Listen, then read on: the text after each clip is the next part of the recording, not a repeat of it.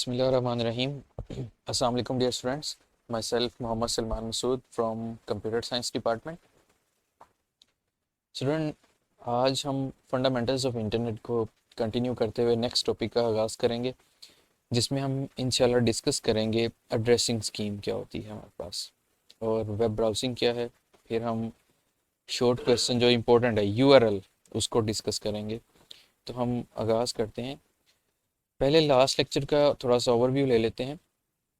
Last lecture में हमने क्या डिस्कस किया था? लास्ट लेक्चर में हमने इंटरनेट की डेफिनेशन देखी थी कि इंटरनेट क्या होता है। International network, network of the world हमने बात की थी।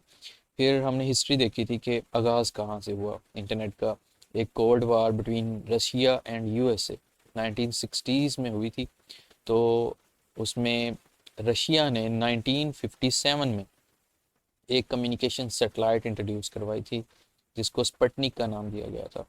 उसको देखते हुए रिस्पॉन्स में यूएसए ने भी एक कम्युनिकेशन सिस्टम इंट्रोड्यूस करवाया था, जिसको एआरपीए का नाम दिया गया था।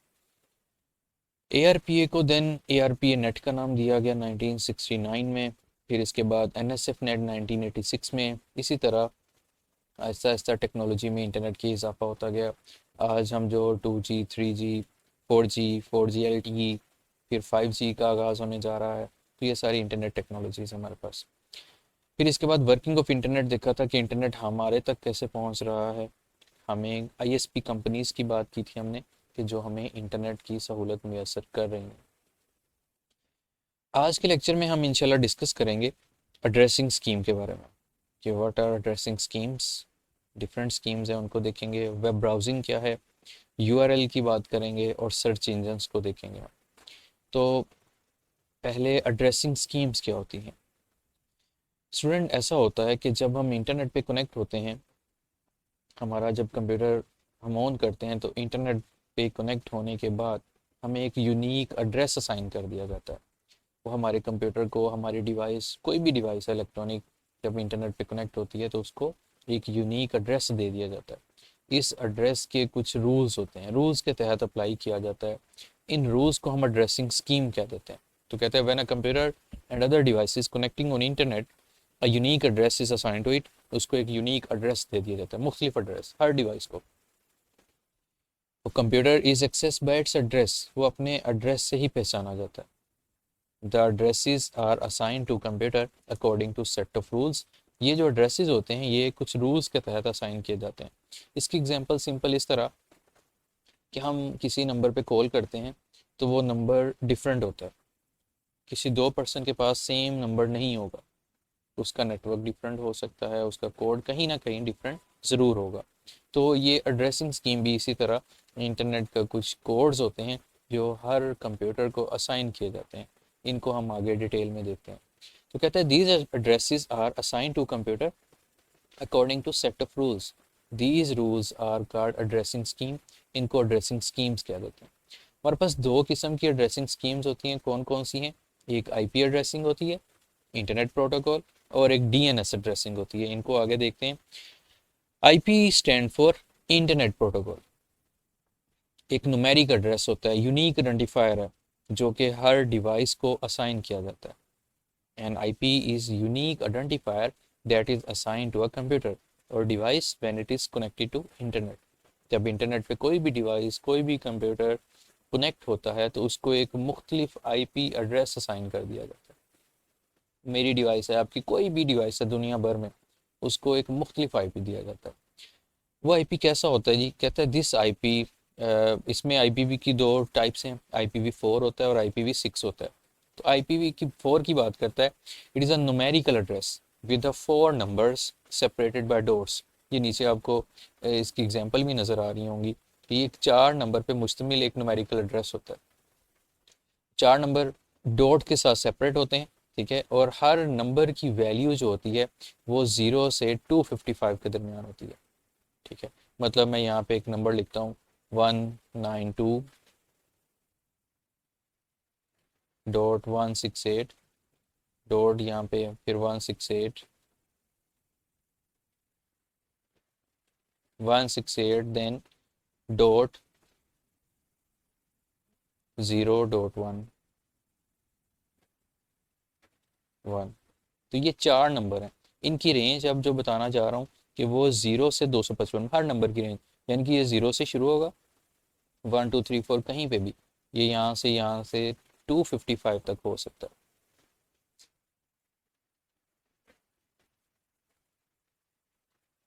इस तरह से हर नंबर की रेंज 255 तक हो सकती है। तो कहते हैं कि it is a numerical address with 4 number separated by dots, the number of each value of each digit or number will be from 0 to 255 and these are called octets। ये मतलब 4 octets हैं।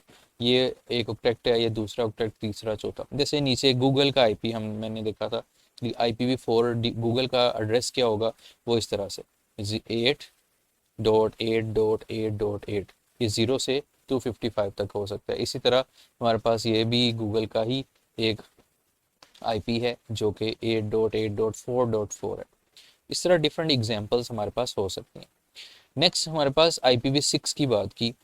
IPv6 जो होता है ये भी numerical address, ये लेकिन ये अल्फा न्यूमेरिक एड्रेस होता है एक्चुअली। 8 नंबर्स पे मुश्तमिल होता है, separated by semi colon, sorry colon से सेपरेट होते हैं। इसमें कोलन, ये दो डॉट्स हैं, इनसे सेपरेट किया जाता है। पीछे हमने आईपी की बात की जो कि डॉट से सेपरेट है, 4 नंबर, 4 डिजिट हैं। यहाँ पे हमारे पास कितने, 8 डिजिट हैं जो डॉट से सेपरेट है। ये नीचे आपको नज़र भी आ रहे होंगे, 1 2 3 4 5 6 7 8, ठीक है जी। ये इस तरह से 8 डिजिट हैं, 4 और 4।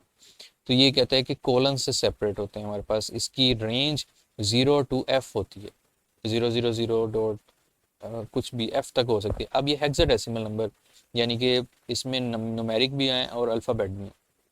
0 to 9 न्यूमेरिक और बाकी 10 की वैल्यू A, फिर B, 11, 12, 13 और 14, 15 तक F आ जाता है हमारे पास। इस तरह से एड्रेसिंग आजकल जो ज़्यादा इस्तेमाल किया जा रहा है वो IPv4 ही है। नेक्स्ट फ्यूचर में IPv6 की ज़रूरत पड़ेगी। वो क्यों ज़रूरत पड़ेगी, आगे उसकी डिटेल में मैंने बात की है। ये दोनों का डिफरेंस किया मैंने, IPv4 और IPv6 का। IPv4 1981 में इसको डिप्लॉयड किया गया और 1998 में IPv6 को इंट्रोड्यूस करवाया गया। IPv4 32 बिट कोड है, IP एड्रेस है 32 बिट। इसमें हमने 4 ऑक्टेट देखे, 192.168.0.1, कुछ भी हो सकता है ना। ये 4 ऑक्टेट है, हर ऑक्टेट में 8 बिट आती हैं, तो ये 32 बिट का एक हमारे पास कोड होता है।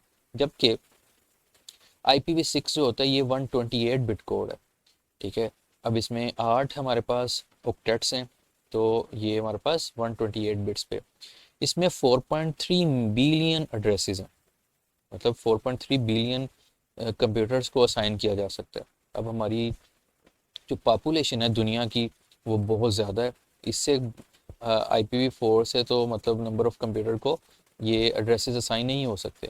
तो इसीलिए नियर फ्यूचर हम IPv6 की बात करेंगे जिसमें 7.9 इंटू 10 की रेस 28, ठीक है, एड्रेसेस। मतलब ये बहुत ज़्यादा एड्रेसेस बन जाते हैं, हमारी पॉपुलेशन से भी ज़्यादा बन जाते हैं जो दुनिया की पॉपुलेशन है।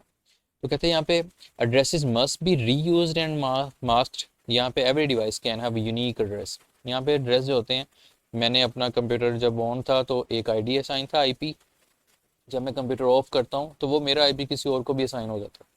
लेकिन IPv6 के जो आईपीज होंगे वो यूनिक होंगे, हर कंप्यूटर को डिफरेंट आईपी मिलेगा, रीयूज नहीं होंगे। फिर इसमें ये कहता है कि ये IPv4 जो है वो न्यूमेरिक डॉट डेसिमल नोटेशन है, नीचे आपको नजर आ रही है 192.168.5.18, जबकि IPv6 alpha numeric hexadecimal notation है। इसमें ये 50 B2 6400 कोलन, इस तरह से हमारे पास ये एड्रेसेस होते हैं। IPv4 वर्सेस IPv6, उम्मीद है आपको समझ आई होगी। हमारे सिलेबस में सिर्फ IPv4 का जिक्र किया गया, लेकिन स्टूडेंट्स आपको दोनों का पता होना चाहिए, IPv4 और IPv6 दोनों का।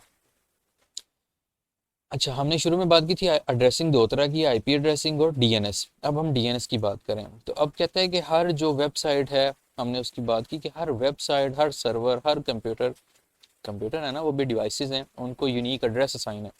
तो हम जब किसी गूगल को सर्च करने जा रहे हैं तो हम उसका आईपी तो नहीं लिखेंगे 8.8.8.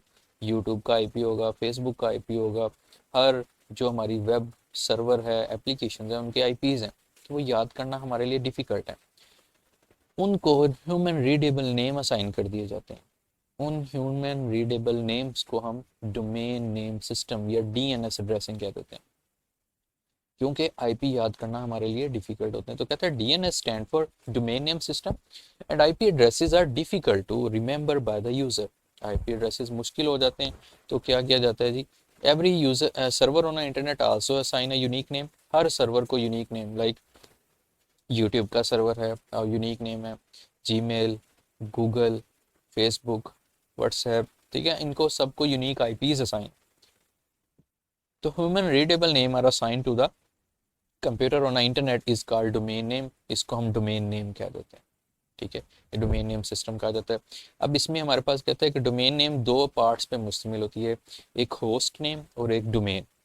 होस्ट नेम क्या है, यहाँ पे एग्जांपल दी hotmail.com, तो hotmail होस्ट नेम है और .com जो है इसकी डोमेन है।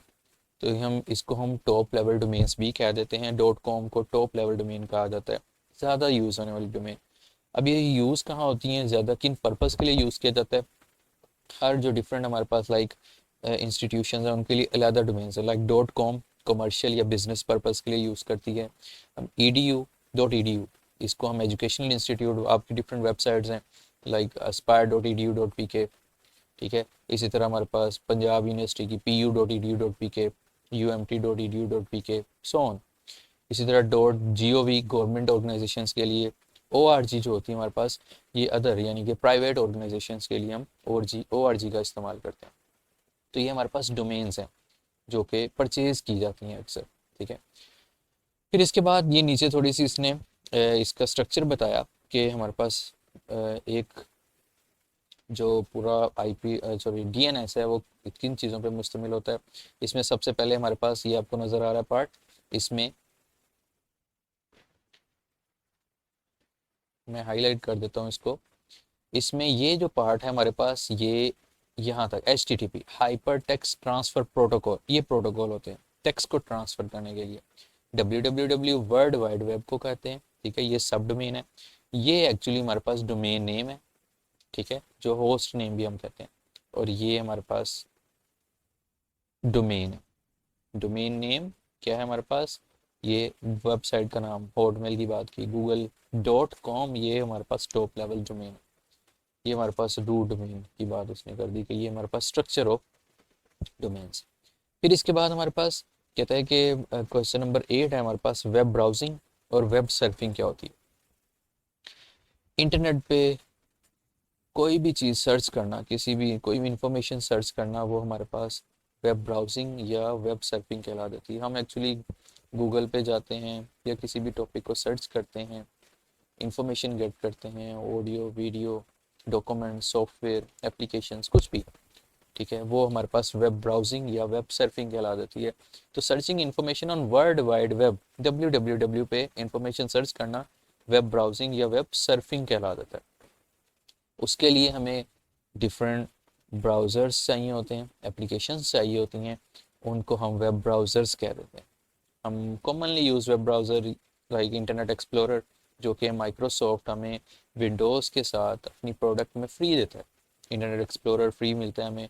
इसी तरह गूगल क्रोम हम इंस्टॉल कर लेते हैं, ओपरा, सफारी, ठीक है, मोज़िला फायरफॉक्स, ये हमारे पास ज़्यादा यूज़ किए जाते हैं, जो इनको वेब ब्राउज़र्स कह देते हैं, जो कि हमारी सर्चिंग में हमारी हेल्प कर देते हैं। इसके बाद नेक्स्ट हमारे पास जो इम्पोर्टेंट डेफिनेशन है student, what is URL। URL stand for uniform resource locator. Uniform resource locator कि हम जो डाटा गेट करने जा रहे हैं एक्चुअली वो कहाँ पे लोकेट कर रहा है।